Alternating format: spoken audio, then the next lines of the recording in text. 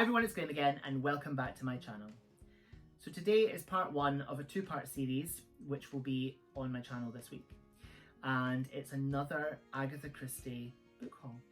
Part one will have books by Agatha Christie and part two will have books that are based on her works and are inspired by her works and inspired by her. I really want to build my collection of vintage Agatha Christie hardbacks from the 50s and 60s because the covers and the cover art are just so gorgeous and so evocative of the time period in which they were published. So I have 4 books to share with you in this video, and without much further ado I'm going to dive in. So the first one that I've got is this absolutely gorgeous 1968 edition of By the Pricking of My Thumbs by Agatha Christie. I mean, look at that cover. It's just crying out to be read at Halloween time because it just looks so spooky and it gives that vibe. So let's find out what it's about. This is a Tommy and Tuppence book. Characters that I've never actually read as an Agatha Christie fan. So there we go. Tommy and Tuppence Beresford, once the young adventurers, later functioning as Blunt's brilliant detectives, finally active in the Second World War tracking down that notorious spy N or M, are now living in peaceful retirement. They lead a happy life. What more can they want? Well, they got to visit an elderly relative, Tommy's Aunt Ada, who is established in Sunny Ridge, well-run home for elderly ladies. On the surface, it appears to be a model of its kind, but is it? Aunt Ada dies peacefully in her bed, but another old lady leaves very suddenly in the care of somewhat mysterious relatives. Tuppence has her misgivings. Tommy starts by poo-pooing them, but Tuppence makes up her mind and she will discover what has really happened to old Mrs. Lancaster. The hunt involves an oil painting of a house by a canal, a peaceful village where nothing ever happens, a character whom Tuppence christens the Friendly Witch, a hunt through old tombstones in a churchyard, and when Tommy returns from a hush-hush conference, he finds that Tuppence has failed to return from her quest. Brilliantly sustained mystery is always to be found in a novel by Agatha Christie, but her latest story contains an extra element and might equally well have been entitled By the Chilling of Your Spine. That sounds incredible, and yes, I'm so happy to add this to my collection, and I cannot wait to read this at spooky season in 2022. I mean, just look at that. It's beautiful. It's gorgeous.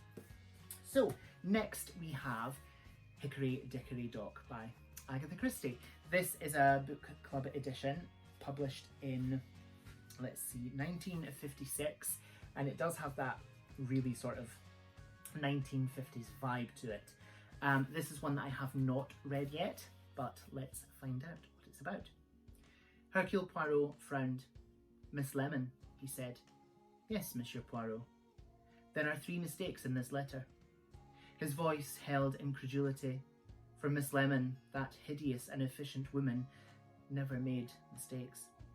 And so Hercule Poirot launched into another of his memorable cases to extricate Miss Lemon's sister, who ran a students' hostel in Hickory Road, from her troubles.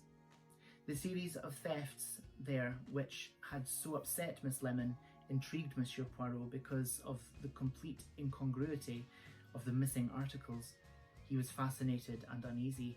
Unfortunately, his worst fears were fulfilled, but by putting first things first, and by peeling off layers of irrelevance one by one, Poirot was able to perceive, when it occurred, the inevitable mistake that betrays a murderer. At one point, Inspector Sharp was inclined to apply to him his own dictum: "No one is as clever as they think they are." But generalizations do not apply to the mastermind, and Hercule Poirot and Agatha Christie has achieved another masterpiece of detection. That sounds really quite twisty, and I look forward to getting to it and I'm happy to have this in my Agatha Christie collection. So next we have this bind up of short stories by Agatha Christie. It's not especially bonny, but when I saw it online, I kind of had to have it because it's Agatha Christie and it's vintage and I want to build that collection. So this one was published in, let's see, 1966, and it says here 90p. That's quite cheap. Well, that'd be nice if books were that price these days. 13 mystery stories by the Queen of Detective Fiction. A wonderful variety of Agatha Christie's well-known characters is here presented, including Hercule Poirot, Miss Marple, and Inspector Evans. Each story is a complete whole, and the volume offers a wide range of plots, mysterious and criminal.